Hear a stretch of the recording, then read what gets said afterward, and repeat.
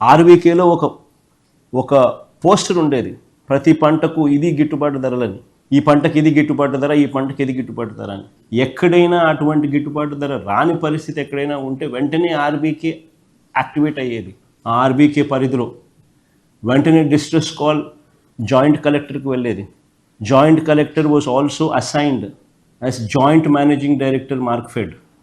వెంటనే joint collector intervene అయ్యేవాడు ఆ RBK పరిధిలో.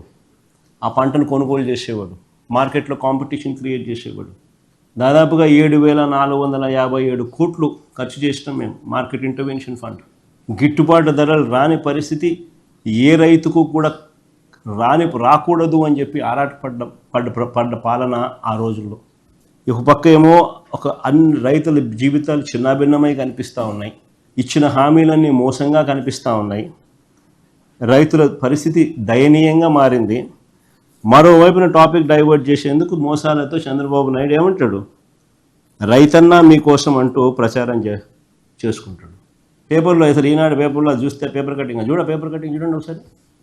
రైతన్నా మీకోసం అంట.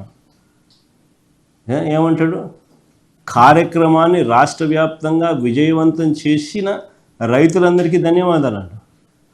అసలు రైతుల దగ్గరికి పోయే పరిస్థితి లేదు వీళ్ళకు. పోతే రైతులు తిడతారు, కొడతారు, ఎవడు పోయింది లేదు. విజయవంతం అంట. కార్యక్రమాన్ని రాష్ట్ర వ్యాప్తంగా విజయవంతం చేసిన రైతులందరికీ ధన్యవాదాలు అంట. ఆశ్చర్యం అంటే ఆశ్చర్యమైన అడ్వర్టైజ్మెంట్లు, బుల్డోజింగ్, గోబెల్స్ ప్రచారాలు.